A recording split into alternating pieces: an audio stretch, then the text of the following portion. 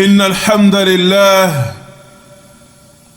نحمده ونستعينه ونستغفره ونعوذ بالله من شرور أنفسنا ومن سيئات أعمالنا من يهده الله فلا مضل له ومن يضلل فلا هادي له وأشهد أن لا إله إلا الله وحده لا شريك له وأشهد أن محمدًا عبده ورسوله صلى الله وسلم عليه وعلى آله وأصحابه أجمعين.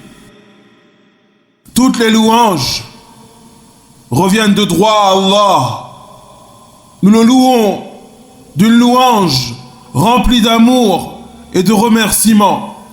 Et nous implorons son aide et son soutien. Et nous lui demandons pardon.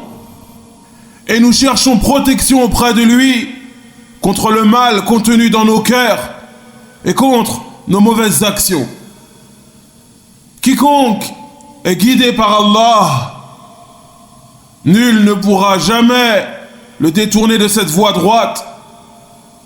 Et quiconque est égaré par Allah, nul ne pourra jamais le remettre sur le droit chemin si ce n'est Allah.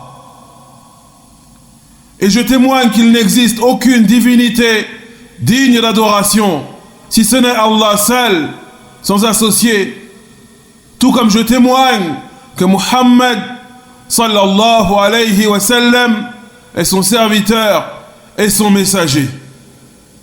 يقول رسول الله صلى الله عليه وسلم أشهد أن لا إله إلا الله وأني رسول الله لا يلقى الله بهما عبد غير شاك فيهما إلا دخل الجنة رواه مسلم.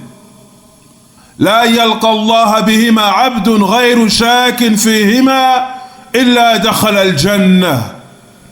أيها المؤمنون، إن الشهادتين بهذا الشأن العظيم وبهذه المكانة العلية فعليهما قيام دين الله، وهما مفتاح السعادة، ولا نجاة للعبد ولا فوز برضا الله ولا دخول لجنته إلا بهذا المفتاح العظيم. أشهد أن لا إله إلا الله وأن محمد رسول الله صلى الله عليه وسلم. Le prophète Muhammad sallallahu alayhi wa sallam, le messager d'Allah, a dit dans un hadith authentique rapporté par l'imam Muslim: Ashhadu an la ilaha illallah وأني رسول الله لا يلقى الله بهما عبد غير شاك فيهما إلا دخل الجنة. Il a dit: je témoigne qu'il n'existe aucune divinité digne d'adoration si ce n'est Allah. Et je témoigne que je suis le messager d'Allah. Aucun serviteur ne rencontrera Allah avec ces deux paroles sans qu'ils ne doutent à leur sujet, sans qu'ils n'entrent au paradis. Aucun serviteur ne rencontrera Allah en ayant prononcé ces deux paroles sans qu'il n'éprouve de doute à leur sujet, sans qu'il n'entre au paradis. Ainsi, serviteurs d'Allah, ces deux attestations ont une importance considérable. Ces deux attestations, ce double témoignage, sont d'une valeur immense, puisque la religion tout entière repose sur elle. Puisque la religion tout entière repose sur ces deux attestations. Et ces deux attestations sont la double clé du bonheur. Et ces deux attestations sont la double clé du bonheur. Et il n'est pas possible à quiconque, parmi les serviteurs d'Allah, d'atteindre le bonheur ici-bas et dans l'au-delà, et de se voir garantir l'agrément d'Allah et l'entrée dans son vaste paradis sans cette double clé, sans cette double attestation. Ashhadu an la ilaha illallah wa ashhadu anna Muhammadan Rasulullah. Je témoigne qu'il n'existe aucune divinité digne d'adoration si ce n'est Allah seul. Et je témoigne que Muhammad sallallahu alayhi wa sallam est son messager. Ce double témoignage est la double clé du paradis. Et nul ne sera délivré du terrible châtiment au jour du jugement dernier sans cette double clé. C'est la double clé du bonheur ici-bas et dans l'au-delà. ولهذا عباد الله فإن يوم القيامة لا تزول قدم عبد فيه بين يدي الله جل وعلا حتى يسأل عن مسألتين عظيمتين: ماذا كنتم تعبدون وماذا أجبتم المرسلين. فجواب الأولى شهادة أن لا إله إلا الله معرفة وتحقيقا وإخلاصا. وجواب الثانية شهادة أن محمدا رسول الله صلى الله عليه وسلم معرفة وتحقيقا وانقيادا. Et au jour de la résurrection, les pieds du serviteur devant son Seigneur resteront immobiles, paralysés, tant qu'il n'aura pas été questionné, tant qu'il n'aura pas été confronté à deux questions essentielles. Les pieds du serviteur devant son Seigneur au jour de la résurrection resteront immobiles, paralysés, tant qu'il n'aura pas été questionné, tant qu'il n'aura pas été confronté à deux questions essentielles. ماذا كنتم تعبدون وماذا أجبتم المرسلين. Qu'est-ce que tu adorais ici-bas et qu'as-tu répondu à l'appel du prophète sallallahu alayhi wa sallam? Qui était l'objet de tes adorations? Vers qui destinais-tu tes adorations, tes invocations dans cette ville ici-bas? Et qu'as-tu répondu à l'appel, à l'invitation, à la prédication du prophète Muhammad sallallahu alayhi wa sallam? Les pieds des serviteurs ne bougeront pas de place.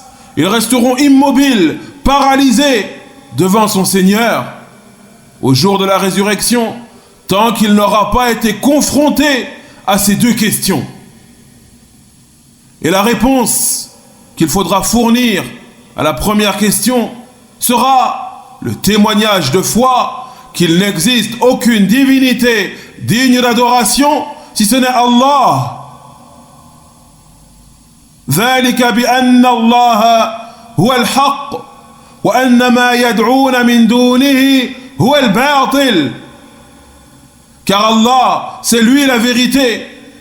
Et tout ce qui est adoré en dehors de lui, tout ce qui est invoqué en dehors de lui, tout ce qui est vénéré en dehors de lui est le faux et ne mérite absolument pas de se voir destiné quoi que ce soit de l'adoration. La ilaha illallah. Quant à la deuxième réponse, eh bien, il s'agit du témoignage de foi que Muhammad sallallahu alayhi wa sallam est bel et bien le messager d'Allah, en connaissant le sens de cette parole et en l'ayant mise en pratique et en s'étant soumis à ce qu'implique cette parole. Au jour de la résurrection, serviteur d'Allah, tu seras confronté à ces deux questions. Qui adorais-tu ici-bas? Vers qui destinais-tu tes adorations? Et qu'as-tu répondu à l'appel du prophète Mohammed sallallahu alayhi wa sallam? Et tu devras répondre: Ashhadu an la ilaha illallah wa ashhadu anna Muhammadan Rasulullah. Je témoigne qu'il n'existe aucune divinité digne d'adoration si ce n'est Allah. Et je témoigne que Muhammad sallallahu alayhi wa sallam est son serviteur et son messager. Chacune de ces deux réponses devra s'accompagner de la connaissance de sa signification. La connaissance de la signification de la double attestation et la mise en pratique. Il faudra que dans ta vie d'ici-bas, tu aies connu le sens de la double attestation de foi, que tu l'aies mise en pratique et que tu te sois soumis à ce qu'elle implique. Pour que tes réponses soient valides auprès d'Allah, il faudra que dans ta vie d'ici-bas, tu aies connu le sens de cette double attestation, que tu l'aies mis en pratique et que tu te sois soumis à ce qu'impliquait cette double attestation. أيها المؤمنون عباد الله، هاتان الشهادتان العظيمتان اللتان عليهما مدار السعادة والفلاح في الدنيا والآخرة، عليهما قيام دين الله كله. فدين الله قيامه على شهادة أن لا إله إلا الله إخلاصا للمعبود وتوحيدا، وشهادة أن محمدا رسول الله طاعة للرسول صلى الله عليه وسلم وانقيادا. Serviteur d'Allah, cette double attestation, le double témoignage de foi sur lequel repose la religion de l'islam de manière globale et entière, eh bien, cette double attestation est la double clé du bonheur et de la réussite ici-bas et dans l'au-delà. Cette double attestation est la double clé du bonheur et de la réussite ici-bas et dans l'au-delà. Et la religion d'Allah, l'islam, repose tout entière sur cette double attestation. La religion de l'islam est fondée, est instaurée, est construite sur cette double attestation. L'attestation de foi que nul ne mérite l'adoration si ce n'est Allah, seul sans associé. Et cette attestation de foi doit être prononcée sincèrement et exclusivement pour Allah seul. Et elle doit impliquer de ta part le délaissement de toutes les fausses divinités et le fait de les considérer comme étant fausses et inutiles. Et la religion repose également sur l'attestation de foi que Muhammad sallallahu alayhi wa sallam est le messager d'Allah. Et cette attestation doit s'accompagner de l'obéissance au prophète sallallahu alayhi wa sallam et de la soumission à ses ordres et à ses commandements. فمن لم يكن دينه قائما على هذين الأصلين العظيمين لم يقبل الله منه عمل ولم ينتفع بطاعته. وقد قال الله جل وعلا في الحديث القدسي: أنا أغنى شركائي عن الشرك من عمل عملا أشرك فيه معي غيري تركته وشركه. وقال صلى الله عليه وسلم: من عمل عملا ليس عليه أمرنا فهو رد. فدل الحديث الأول أن الأعمال أيا كانت لا قبول لها إلا بالإخلاص، ودل الحديث الثاني أن الأعمال لا قبول لها إلا بالاتباع، والإخلاص هو تحقيق شهادة أن لا إله إلا الله، والاتباع هو تحقيق شهادة أن محمد رسول الله صلى الله عليه وسلم. Et quiconque serviteur d'Allah n'aura pas basé sa religion n'aura pas fondé sa religion, n'aura pas édifié sa religion et ses actes d'adoration sur ces deux bases, sur ces deux fondements, sur ce double socle, eh bien, verra ces actes d'adoration rejetés et refusés et non validés par Allah, et ils ne lui seront d'aucune utilité quelconque. Quiconque ne base pas ses actes d'adoration, ne fonde pas ses actes d'adoration sur cette double base, sur ces deux fondements que sont l'attestation de foi qu'il n'existe aucune divinité digne d'adoration si ce n'est Allah, et l'attestation de foi que Muhammad sallallahu alayhi wa sallam est le messager d'Allah, eh bien quiconque ne fait pas cela verra l'ensemble de ses actes d'adoration rejetés et refusés. Et Allah, qu'il soit glorifié et exalté, nous dit dans un hadith Qudusi, il nous dit Ana aghna shurakai ani shirk. Je suis celui qui se passe le plus de l'association. Je suis celui qui se passe le plus de l'association. Man amila amalan ashraka fihi ma'iya ghayri taraktuhu wa shirka. Quiconque fait un acte d'adoration qu'il me destine à moi et à autre que moi, eh bien je le délaisse, lui et son shirk. Je le délaisse, lui et son acte d'adoration qui n'est que du shirk. Et le prophète Muhammad sallallahu alayhi wa sallam a dit dans un hadith authentique, il nous dit Man amila amalan laysa alayhi amruna fahuwa rad. Quiconque fera un acte d'adoration ne découlant pas de nos enseignements, quiconque fera un acte d'adoration que nous n'avons pas ordonné, verra son acte d'adoration rejeté. Verra son acte d'adoration rejeté.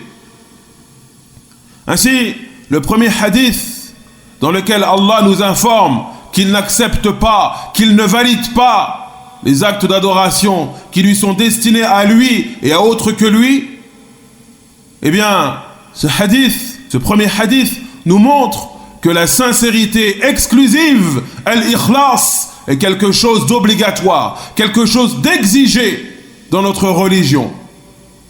Et le deuxième hadith dans lequel le prophète Muhammad sallallahu alayhi wa sallam nous informe que tout acte d'adoration ne découlant pas de ses enseignements, tout acte d'adoration qui n'a pas été ordonné par le prophète Muhammad sallallahu alayhi wa sallam, eh bien, il sera rejeté. Et ce hadith nous montre que le suivi scrupuleux, méticuleux de la sunnah est quelque chose d'exigé, quelque chose d'imposé, quelque chose d'obligatoire dans notre religion. Et c'est ce qu'on appelle al-ittiba'. Ainsi, al-ikhlas ou al-ittiba', la sincérité exclusive et le suivi méticuleux des enseignements du prophète sallallahu alayhi wa sallam sont deux choses exigées et obligatoires dans notre religion. Et la sincérité exclusive pour Allah trouve sa réalisation dans la parole Ashhadu an la ilaha illallah. Je témoigne qu'il n'existe aucune divinité digne d'adoration si ce n'est Allah. Et le suivi méticuleux et l'ittiba', le suivi méticuleux de la sunnah, des enseignements du prophète sallallahu alayhi wa sallam, trouve sa réalisation dans la parole Ashhadu anna Muhammadan Rasulullah. Je témoigne que Muhammad est bel et bien le messager d'Allah sallallahu alayhi wa sallam. وبهذا عباد الله يعلم أن الشهادتين لا تنفعان قائلهما بمجرد النطق والتلفظ حتى يحقق ما دلت عليه من إخلاص للمعبود ومتابعة للرسول صلى الله عليه وسلم. Ainsi, on comprend par cela que le fait de prononcer cette double attestation ne suffit pas. Le fait de dire La ilaha illallah Muhammadur Rasulullah sallallahu alayhi wa sallam ne suffit pas. Si cette simple prononciation ne s'accompagne pas d'une croyance fermement établie dans le cœur et d'une mise en pratique par les membres, eh bien, cette simple prononciation, ces simples paroles prononcées par la langue ne serviront à rien du tout et ne seront aucunement bénéfiques à celui qui les aura prononcées au jour dernier. Cette double attestation, serviteur d'Allah, doit s'accompagner d'une sincérité exclusive pour Allah, qui est le seul à mériter l'adoration. Et cette double attestation doit s'accompagner, serviteur d'Allah, d'un suivi méticuleux, scrupuleux des enseignements du prophète Mohammed sallallahu alayhi wa sallam. والله تبارك وتعالى يقول تبارك الذي بيده الملك وهو على كل شيء قدير الذي خلق الموت والحياة ليبلوكم أيكم أحسن عملا وهو العزيز الغفور. قال الإمام الفضيل ابن عياض رحمه الله تعالى في معنى قول الله جل وعلا ليبلوكم أيكم أحسن عملا قال أخلصه وأصوبه. قيل يا أبا علي وما أخلصه وأصوبه؟ قال إن العمل إذا كان خالصا ولم يكن صوابا لم يقبل، وإذا كان صوابا ولم يكن خالصا لم يقبل حتى يكون خالصا صوابا، والخالص ما كان لله والصواب ما كان على السنة. Et Allah, qu'il soit glorifié et exalté et adoré seul sans associé, nous dit dans son noble livre تبارك الذي بيده الملك وهو على كل شيء قدير. Que soit béni celui qui détient la royauté absolue entre ses mains et il est certes capable de toutes choses. الذي خلق الموت والحياة ليبلوكم أيكم أحسن عملا وهو العزيز الغفور. Lui qui a créé la mort et la vie afin de vous éprouver et de savoir lequel d'entre vous sera le meilleur en œuvre. Assurément, c'est lui le Tout-Puissant, le grand pardonneur. L'imam Al-Fudayl ibn Iyad, rahimahullah, qui est un des grands savants de cette communauté, un savant du 3e siècle de l'islam, il fait donc partie des pieux prédécesseurs, il a dit, concernant la parole d'Allah, لِيَبْلُوَكُمْ أَيُّكُمْ أَحْسَنُ عَمَلًا, afin de savoir lequel d'entre vous sera le meilleur en œuvre, il a dit, c'est-à-dire celui qui fera une œuvre la plus sincère pour Allah seul et la plus conforme à la sunna du messager sallallahu alayhi wa sallam. Les meilleurs en œuvre, serviteurs d'Allah, sont ceux dont les œuvres, ceux dont les actes d'adoration sont les plus sincères pour Allah seul et les plus conformes à la sunna du messager, le prophète Mohammed sallallahu alayhi wa sallam. Et des gens lui ont demandé « Ya Aba Ali » mais que signifie l'œuvre la plus sincère et la plus conforme? Il répondit alors « Si un acte d'adoration est effectué sincèrement pour Allah, mais n'est pas conforme à la sunna, n'est pas conforme aux enseignements du prophète sallallahu alayhi wa sallam, alors il ne sera pas accepté par Allah. Et également, si un acte d'adoration est effectué de manière conforme à la sunna du messager sallallahu alayhi wa sallam, mais n'est pas dédié exclusivement, strictement à Allah seul, alors il ne sera pas accepté non plus. Et seuls seront acceptés les actes d'adoration effectués sincèrement, exclusivement pour Allah seul, et effectués en toute conformité, de manière scrupuleuse et méticuleuse, en toute conformité aux enseignements du prophète Mohammed sallallahu alayhi wa sallam. Et en guise de faïda, en guise de petits bénéfices, incha'Allah, concernant l'imam Al-Fudayl ibn Iyad, eh bien, il est connu que dans sa jeunesse, il était le chef d'une troupe de brigands. Il est connu que dans sa jeunesse, il était le chef d'une troupe de brigands. Et il dévalisait les gens. Il faisait partie d'un groupe de bandits de grand chemin.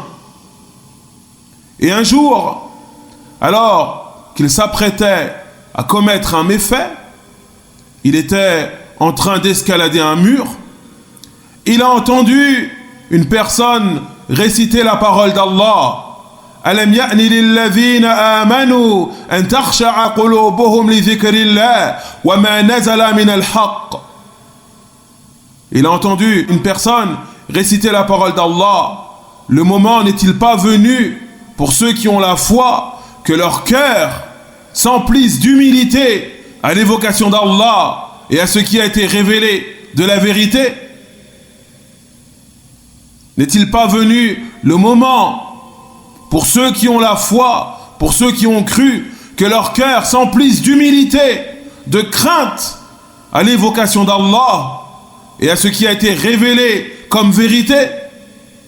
Lorsqu'il a entendu ce verset, il s'est dit en lui-même: oh que si, le moment est venu. Le moment est venu que mon cœur s'emplisse d'humilité et de crainte à l'évocation d'Allah. Et il est redescendu du mur et reparti de là d'où il venait. Et en chemin, il a croisé un groupe de personnes qui voyageaient et il a entendu leurs paroles. Et ils disaient entre eux: prenez garde qu'Al-Fudayl ne vous dévalise pas. Et il s'est dit en lui-même une nouvelle fois: ça, ce sont des gens qu'Allah a envoyés vers moi, afin que ceci soit un rappel pour moi.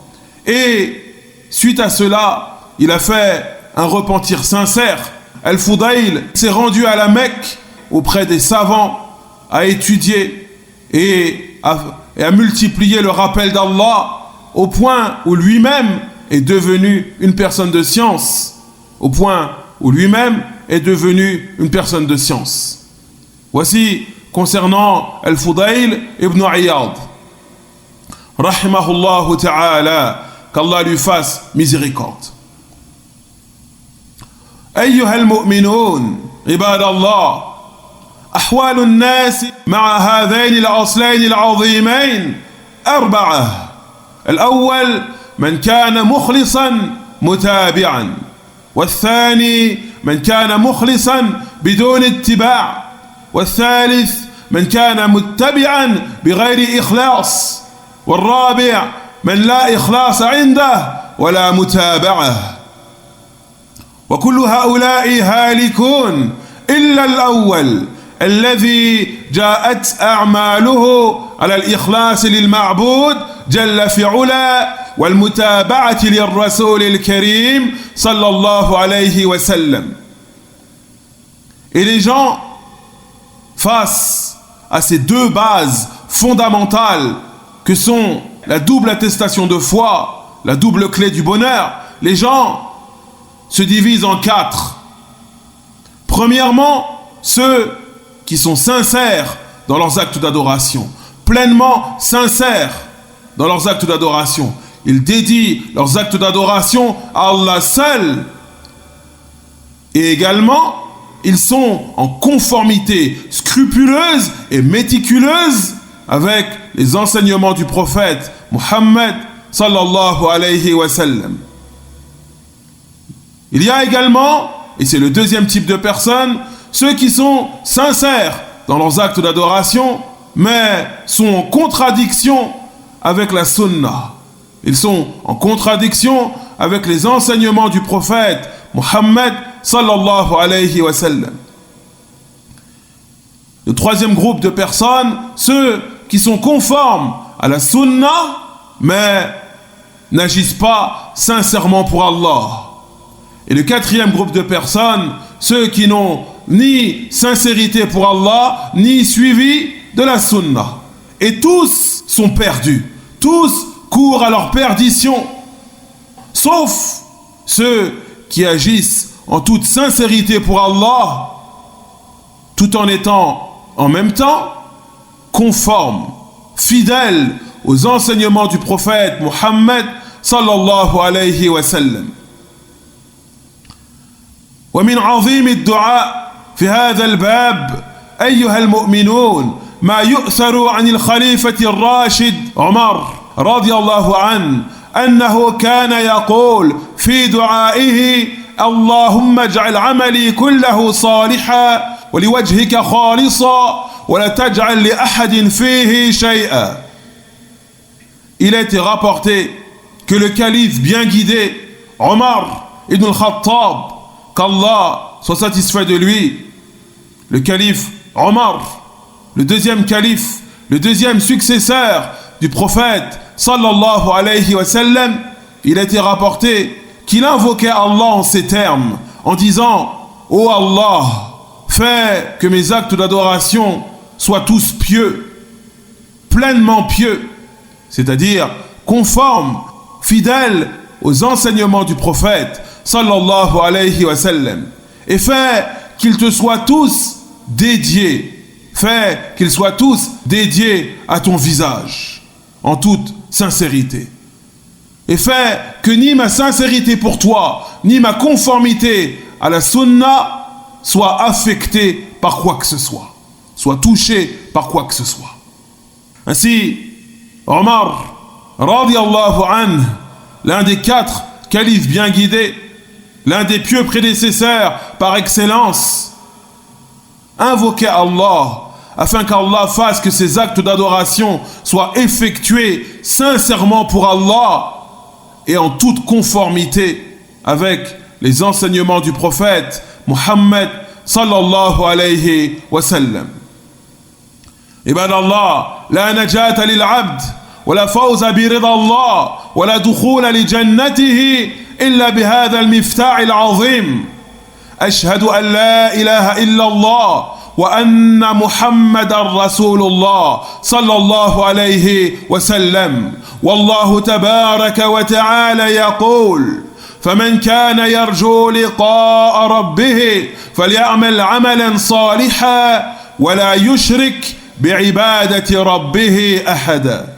Ainsi, serviteur d'Allah, la délivrance face au tourment du jour dernier, la délivrance, le succès face au tourment du jour dernier, le bonheur dans cette vie d'ici-bas et dans celle de l'au-delà, le fait de se voir garantir l'agrément d'Allah et l'entrée dans son vaste paradis, tout ceci n'est possible qu'avec cette double clé. Tout ceci n'est possible qu'avec cette double clé. L'attestation de foi qu'il n'existe aucune divinité digne d'adoration si ce n'est Allah seul, et l'attestation de foi que Muhammad sallallahu alayhi wa sallam est le serviteur et le messager d'Allah. Et Allah, qu'il soit glorifié, nous dit dans son noble livre فَمَنْ كَانَ يَرْجُو لِقَاءَ رَبِّهِ فَلْيَعْمَلْ عَمَلًا صَالِحًا وَلَا يُشْرِكْ بِعِبَادَةِ رَبِّهِ أَحَدًا. Quiconque espère la rencontre de son Seigneur au jour du jugement dernier, eh bien, qu'il œuvre dans le bien, qu'il fasse des actes pieux, c'est-à-dire des actes conformes aux enseignements du prophète sallallahu alayhi wa sallam, wala yushrik bi'ibadati rabbih ahada, et qu'il n'associe rien ni personne à son Seigneur dans son adoration.